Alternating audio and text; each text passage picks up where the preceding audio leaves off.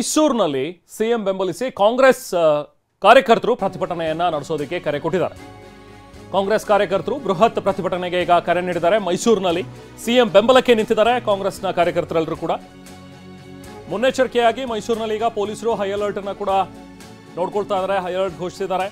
CM Siddaramaiah ತವರು ಜಿಲ್ಲೆ ಮೈಸೂರಿನಲ್ಲಿ ಹೈ ಅಲರ್ಟ್ ಅಲ್ಲಿದ್ದಾರೆ. ಈಗ ಪೊಲೀಸರು ನಗರದ ಪ್ರಮುಖ ವೃತ್ತಗಳು, ಮುಡಾ ಕಚೇರಿ ಇದೆಲ್ಲ ಕಡೆನೂ ಕೂಡ ಭದ್ರತೆಯನ್ನು ಹೆಚ್ಚಿದ್ದಾರೆ. ಈಗ ಭದ್ರತೆಗೆ ಅಂತ ಹೇಳಿ ಕೆಎಸ್ಆರ್ಪಿ ಮತ್ತು ಸಿಎಆರ್ ತುಕಡಿಗಳನ್ನು ಕೂಡ ನಿಯೋಜನೆಗೊಳಿಸಿದ್ದಾರೆ.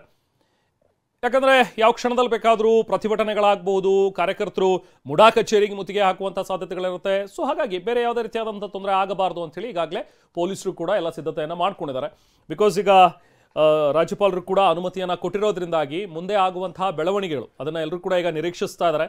ಒಂದು ಕಡೆ ಸಿಎಂ ಒಂದು ಸಂದೇಶವನ್ನು ನೀಡ್ತಾ ಇದ್ದಾರೆ, ನಾನು ಪ್ಯಾನಿಕ್ ಆಗಿಲ್ಲ ಅಥವಾ ನಾನು ಯಾಕೆ ಇದರಿಂದ ವಿಚಲಿತನಾಗಲಿ ಅನ್ನುವಂಥದ್ರ ಬಗ್ಗೆ ಒಂದು ಸಂದೇಶ ನೀಡೋದಕ್ಕೋಸ್ಕರನೇ ಪ್ರಮೋದ್ ಹೇಳ್ತಾ ಇದ್ರು, ಒಂದು TPಯಲ್ಲೂ ಯಾವುದೇ ಬದಲಾವಣೆ ಇಲ್ಲ ಅವ್ರದ್ದು.